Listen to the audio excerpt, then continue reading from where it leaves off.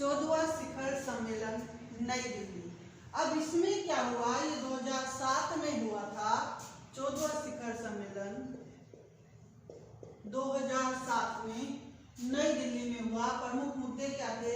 सबसे प्रमुख मुद्दा जो था वो ये था कि इसमें पहली बार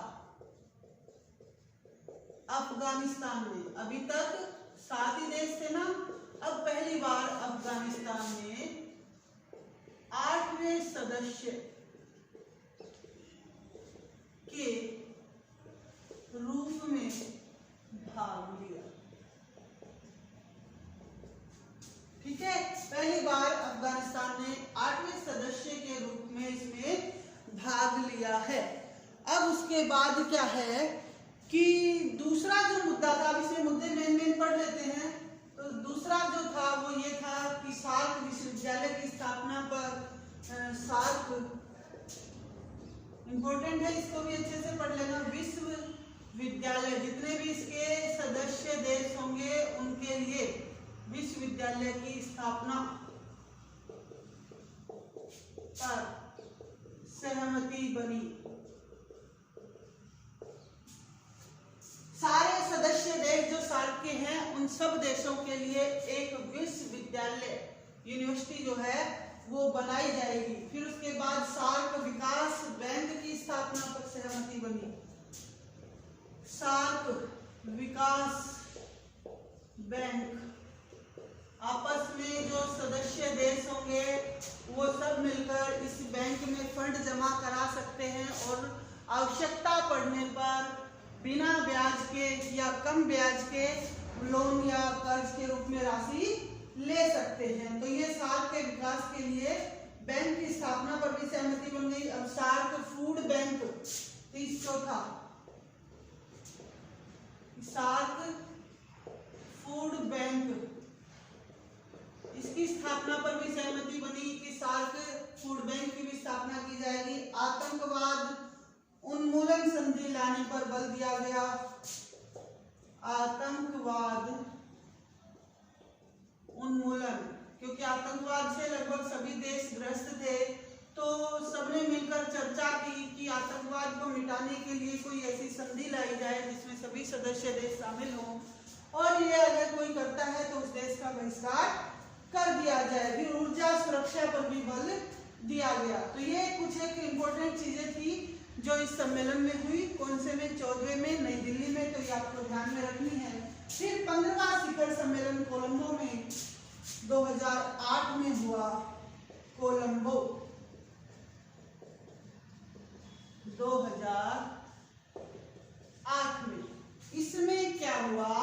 इस सम्मेलन में भी 14वें शिखर सम्मेलन में जितनी भी बातों पर सहमति बनी थी उन सब को लागू कराए जाने पर, क्रियान्वित कराए जाने पर बल दिया गया। इस सम्मेलन में कुछ खास नहीं हुआ, वही मुद्दों को दोहराया गया। फिर आता है 16वां 2010 में थिम्पू में, थिम्पू 2010, 16वां शिखर सम्मेलन थिम्पू 2010 में। इसमें सार्क की 25वीं वर्षगांठ मनाई गई। 25 साल हो गए 85 के बाद से, तो 25वीं वर्षगांठ मनाई गई और महिला सशक्तिकरण पर बल दिया गया। अब 17वां होता है मालदीव में नवंबर 2011 में। 17वां मालदीव 2011 में। इसमें क्या हुआ 2011 में? इसमें पूंजी के क्षेत्र में मुक्त व्यापार क्षेत्र अपनाने पर बल दिया गया कि जो पूंजी यानी कि जो सार्क बैंक जो था, विकास बैंक, उसमें टैक्स जो है कम से कम लगाया जाए, और सार्क बीज बैंक की स्थापना पर भी सहमति बनी। बीज बैंक,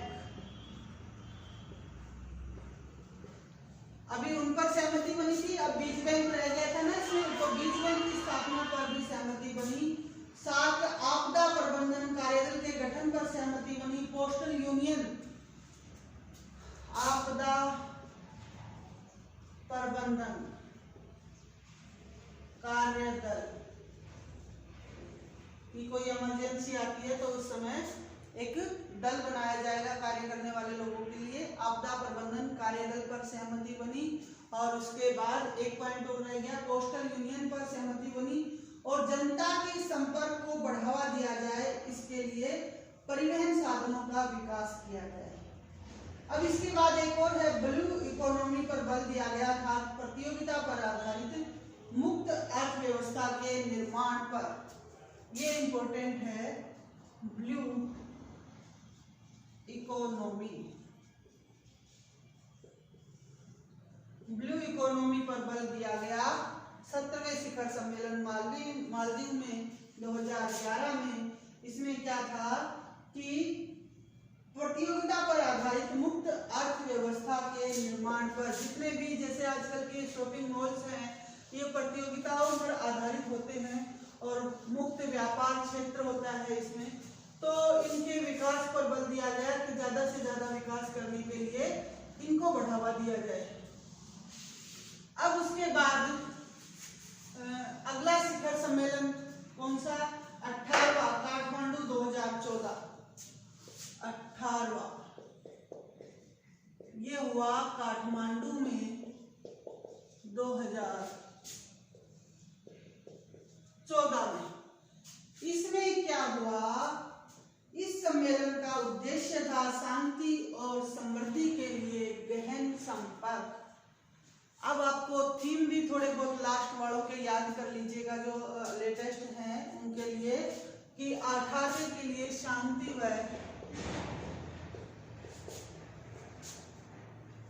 समृद्धि के लिए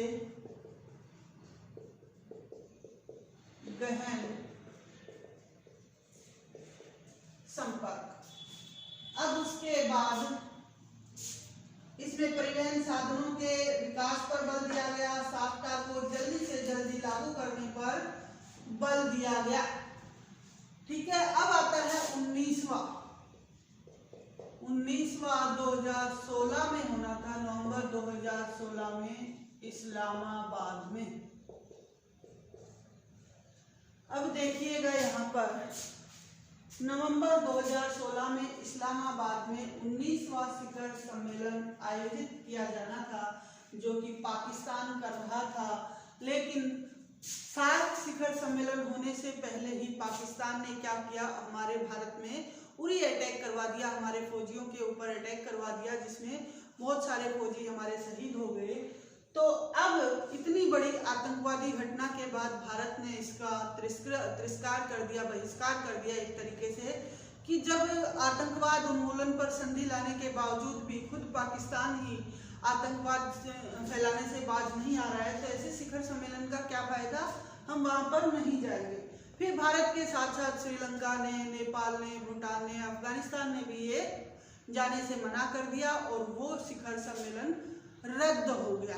फिर पाकिस्तान ने भी आयोजित नहीं करवाया। पाकिस्तान ने कहा कि हो सकता है मेरे यहाँ पर कोई आतंकवादी बड़ी घटना हो जाए तो मैं इसको रद्द करवाता हूँ। तो कुछ सभी कारणों को मिलाकर कुल मिलाकर निष्कर्ष ये निकला कि 19वां शिखर सम्मेलन जो पाकिस्तान में आयोजित किया जाना था वो रद्द हो गया और उसके बाद से अभी तक कोई शिखर सम्मेलन नहीं हो पाया है, कारणों की वजह से ले लो। अब जो 2020 में, अभी तो आपको पता है कि कोरोना महामारी चल रही है तो सार्क वैसे ही ठंडा है, लेकिन हमारे प्रधानमंत्री नरेंद्र मोदी ने 2020 में मार्च में जितने भी सार्क देश हैं उन सब के साथ वीडियो कॉन्फ्रेंसिंग के माध्यम से चर्चा जरूर की है और उसमें जो कोविड-19 है उससे निपटने के लिए कुछ मुद्दों पर सुझाव भी मांगे गए और अपने अपने देश में इसको कंट्रोल करने पर काफ़ी बातचीत हुई है। तो उसको शिखर सम्मेलन तो यहाँ पर नहीं कहेंगे, वो एक वीडियो कॉन्फ्रेंसिंग ही थी। अब इसमें आपको सिर्फ ये शिखर सम्मेलन 19 याद रख लेने हैं। 19वें की मैंने बता दी कि उरी अटैक के बाद भारत ने इसका तिरस्कार कर दिया और उसके बाद बाकी सभी देशों ने भी इसकी अवहेलना कर दी और उसके बाद से कोई भी शिखर सम्मेलन यहाँ पर आयोजित नहीं किया गया है। अब देखिए कुछ एक क्वेश्चनों में पूछ लिया जाता है कि सार्क की सफलताएं क्या क्या हैं। सार्क को मतलब लागू करने के बाद किन किन मुद्दों पर सार्क ने जीत हासिल की, सफलता हासिल की है। तो इसमें कुछ एक पॉइंट मैं आपको बता देती हूँ, वो थोड़े से पढ़ लेने हैं आपको। सबसे पहला तो यही है कि साफ्टा से साफ्टा की प्रगति। पहले पी आया था ना, साफ्टा से साफ्टा की प्रगति। इस प्रकार से पहले देशों ने मिलकर साफ्टा के संगठन की बात कही थी और फिर वो साफ्टा तक पहुंच गई। फिर उसके बाद आता है सार्क के अंतर्गत अनेक संस्थाओं की स्थापना की गई है। कुछ एक संस्थाएं आई जो कि सार्क के अंतर्गत हैं। अंतर्गत निम्न संस्थाएं, कौन कौन सी संस्थाएं आई हैं? तो सबसे पहले सार्क कृषि अनुसंधान केंद्र ढाका 1988 में आई है। सार्क कृषि अनुसंधान केंद्र ढाका 1988। उसके बाद दूसरी आई है सार्क मौसम विज्ञान केंद्र, ये भी ढाका में है। यहां पर मैं यही कर रही हूं, मौसम विज्ञान केंद्र, ये भी ढाका में 1995 में। ठीक है। अब उसके बाद सार्क टीबी अनुसंधान केंद्र काठमांडू में है।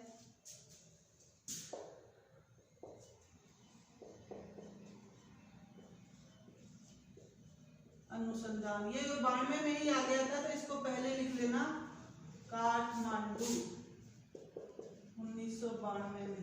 इसको पहले कर लेना, 95 वाले को बाद में कर लेना। फिर उसके बाद सार्क डॉक्यूमेंट्री सेंटर नई दिल्ली 1994 में। सार्क डॉक्यूमेंट्री सेंटर नई दिल्ली, ये भी पहले आ गया था, तो इन दोनों को पहले कर लेना, 95 वाले को बाद में कर लेना।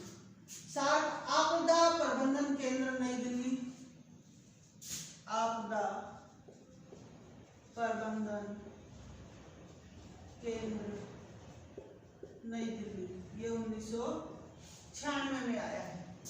ये अच्छे से पढ़ लेना, इसमें से शॉर्ट क्वेश्चन आते हैं। अब है सार्क के अंतर्गत सार्क विश्वविद्यालय नई दिल्ली जैसी संस्थाओं की भी स्थापना की गई है। इसके अलावा सार्क में गरीबी है, अशिक्षा है, भुखमरी है, बेरोजगारी है, इनके ऊपर भी काफी हद तक सफलताएं हासिल की हैं। नशाखोरी जैसी समस्याओं के निदान के लिए भी काफी कार्य किए हैं। तो ये सार्क की सफलताएं ही हैं कि सार्क जैसे छोटे छोटे देशों, यानी कि कोई भी देश इसमें विकसित नहीं है, सारे ही देश विकासशील ही कहे जाएंगे, तो उन देशों ने मिलकर एक संगठन की स्थापना की और उस संगठन ने काफी प्रगति की है, काफी प्रोग्रेस की है। हालांकि उन देशों के बीच में हमारे विचारों में भी काफी मतभेद रहे हैं। तो ये अपने अच्छे से पढ़ लेना कि साफ्टा से साफ्टा की प्रगति, फिर इसके अंतर्गत जो संस्थाएं आई हैं उनके सन कब कब संस्थापना की गई। कृषि अनुसंधान केंद्र ढाका है 88 में, मौसम विज्ञान केंद्र 1995 में, टीबी अनुसंधान केंद्र काठमांडू 1992, डॉक्यूमेंट्री सेंटर नई दिल्ली 94, आपदा प्रबंधन केंद्र 1996 में। तो ये तो थी सार्क की सफलताएं। अब इसी में अगर आपसे कोई पूछे कि सार्क के समक्ष बाधाएं कौन सी हैं, सार्क के समक्ष क्या कारण है कि सार्क जितना सफल होना चाहिए था उतना नहीं हो पाया, कारण क्या रहा इसका? सार्क के समक्ष कौन कौन सी बाधाएं, समस्याएं आई हैं? तो सबसे पहली बाधा तो हम यही बताएंगे कि सार्क के देशों का आपसी व्यापार जो है बहुत कम है। आपसी व्यापार कम है, 10% से भी कम है। जितने भी सार्क के सदस्य देश हैं वो आपस में एक दूसरे के साथ व्यापार बहुत कम करते हैं, 10% से भी कम करते हैं। फिर दूसरा यही है कि जो देश है इसके, उनमें ज्यादातर देश जो है विकासशील देश है, विकासशील देश हैं। सभी देश हैं विकासशील, विकसित नहीं है, विकासशील देश हैं। फिर इसमें जो देश हैं उनमें बहुत सारे जो सदस्य देश हैं उनमें लोकतंत्र का अभाव है। ठीक है, उसके बाद और क्या सुझाव दोगे आप कि सार्क के देशों में द्विपक्षीय विवाद अधिक हैं, दक्षिण एशिया चेतना का अभाव है। द्विपक्षीय विवाद यानी कि जैसे भारत और पाकिस्तान के बीच अभी विवाद चल रहा है, तो उस विवाद के वजह से पिछले 4 साल से कोई भी सार्क शिखर सम्मेलन नहीं हो पाया है। हम जहां 2016 में खड़े थे वहीं अब खड़े हैं, तो ये कारण है, एक द्विपक्षीय विवाद आपस में ये ज्यादा है। उसके बाद दक्षिण एशिया चेतना का भी अभाव है कि हम सब दक्षिण एशियाई देश हैं, तो वहां पर दक्षिण एशिया चेतना का अभाव है। अब तक जो है कितने सम्मेलन हो जाने चाहिए थे, लगभग 36 हो जाने चाहिए थे, लेकिन मात्र 18 ही हो पाए हैं। ठीक है, तो ये हमारी तरफ से सार्क के समक्ष आने वाली बाधाएं हैं जो हमने कुछ एक मुद्दों पर चर्चा की है। अब अगर क्वेश्चन उठे कि सार्क में सुधार के लिए आप क्या सुझाव दोगे, सार्क में सुधार के सुझाव, तो सुधार के लिए हम क्या सुझाव देंगे? हम सबसे पहला सुझाव तो यही देंगे कि जनता से संपर्क को बढ़ावा दिया जाए। सबसे पहला हमारा यही होगा कि जनता से संपर्क, जनता से संपर्क को बढ़ावा दिया जाए। दूसरा हमारा सुझाव क्या होगा? दूसरा ये होगा कि ज्यादा से ज्यादा जो द्विपक्षीय विवाद हैं उनको हल किया जाए और उनके लिए एक रीजनल फोरम का गठन किया जाए। सार्क रीजनल फोरम इसको नाम दे सकते हैं कि विवादों के हल के लिए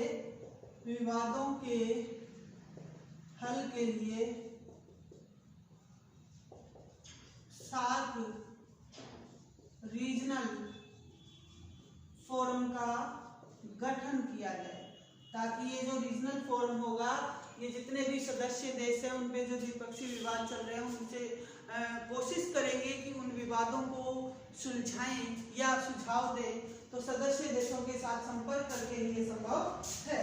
फिर उप क्षेत्रीय सहयोग को बढ़ावा दिया जाए। उसके बाद उप क्षेत्रीय, जैसे जो पड़ोसी देश है उनमें भी उप क्षेत्रीय देश जो है बना दिए जाएं, उप क्षेत्रीय देशों को बढ़ावा दिया जाए। जैसे कि 3 क्षेत्रीय बना सकते हैं, IPA, जैसे नंबर 1 है IPA, जो बिल्कुल करीब हैं वो, जैसे कि भारत है, पाकिस्तान है, अफगानिस्तान है, ISM, भारत, पाकिस्तान, अफगानिस्तान,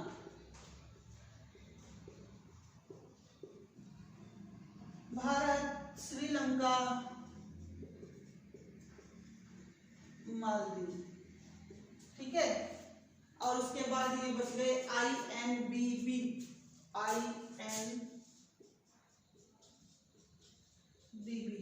इसमें क्या आ जाएगा? भारत है, नेपाल है, भूटान है, बांग्लादेश है। तो ये जो है उप क्षेत्रीय समूह स्थापित कर लिए जाएं, ताकि जल्दी से जल्दी हमारे विवादों का भी सॉल्यूशन हो और हम प्रगति कर सकें। तो ये है आपका सार्क संगठन। मैंने इसको अच्छे से डिटेल में पढ़ा दिया है। आशा करती हूँ कि आप सभी लोगों को पसंद आएगा। अगला हमारा वीडियो संगठन को लेकर ही होगा। आसियान, जैसे आसियान ले लेंगे हम, तो तब तक आपको सार्क को पूरा पढ़ना है। बहुत ही इम्पोर्टेंट टॉपिक है, कोई भी बात इसमें आपको इग्नोर नहीं करनी है। इस साल आने वाला था सार्क, लेकिन कुछ कारणों से नहीं आ पाया तो 2021 में ये फाइनल है, इसलिए सार्क को आप अच्छे से पढ़ लीजिएगा। धन्यवाद।